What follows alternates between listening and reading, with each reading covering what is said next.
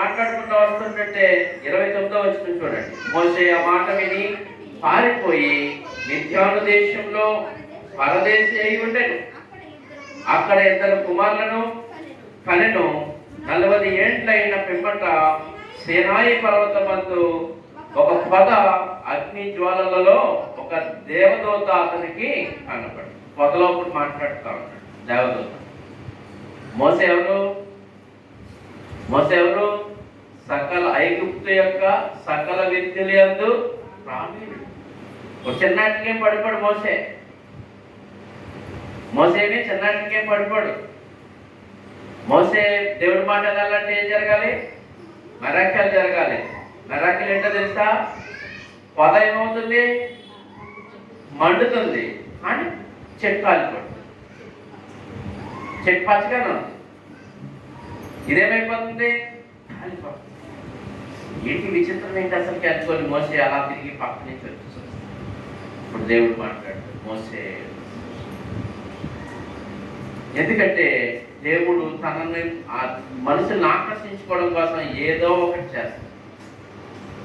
నువ్వేం మామూలుగా రాలేదు దేవుడి దగ్గర.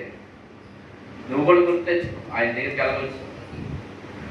ఏదో మెరాకిలే జీవితం కాదు, మెరాకిలే దేవుడు కాదు. కానీ ఈయన ఎందుకంటే ఇక్కడ రాశాడు చూడండి. మోసే చూచి ఆ దర్శనము నాకు ఆశ్చర్యపడ్డాడు. ఆయన చూపించిన దర్శనానికి ఆశ్చర్యపడి దానిని నిదానించి చూచుటకు దగ్గరగా రాగా, నేను నీ పితరుల దేవుడను, అబ్రహాము, ఇసాకు, యాకోబు దేవుడను అని ప్రభు వాక్కు వినబడెను. కనుక మోసే వనికి నిదానించి చూచుటకు తెగింపలేదు. అబ్బాయి నాకు భయమేసి దేవుడు అధికారిగాను విమోచనికి గాను నియమించి పంపాను. ఇప్పుడు పంపాడండి. ఎక్కడ పంపాడేంటి? ఐగుప్తులో. ఐగుప్తులు ఎవరున్నారు? తన సహోదరులు ఉన్నారు. ఈయనకి ఎప్పుడు వచ్చింది? 40 సంవత్సరాలకు ఐగుప్తులు చూడాలనిపించింది. 40 సంవత్సరాల తర్వాత మళ్ళీ బయటకు వెళ్ళిపోయాడు. ఎందుకు? అక్కడ ఎవరితో చంపేశాడు. చంపేసిన తర్వాత వాళ్ళు మమ్మల్ని కూడా సంపాదన చూస్తున్నాం అని అనగా నేను పరిగెట్టుకుని వెళ్ళిపోయాడు. ఎక్కడికి వెళ్ళిపోయాడు? మిద్యానికి వెళ్ళిపోయాడు. అక్కడికి వెళ్ళి పెళ్లి చేసుకొని పిల్లలు కానీ 40 సంవత్సరాలు అక్కడ అంటే 80 సంవత్సరాలు అయితే 80 సంవత్సరాలు మోసేకి మహత్తర కార్యములను సూచక క్రియలను చేసి వారిని తోడుకొని వచ్చాడు. ఎక్కడికి వచ్చాడు? వచ్చినంటే ఎక్కడికి? కానాను దేశానికి వచ్చాడు.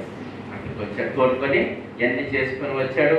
అంతేకాదు ఇంకొక మాట అన్నాడు, నా వంటి యొక్క ప్రవక్తను దేవుడు మీ సహోదరులలో మీకు పుట్టించెను.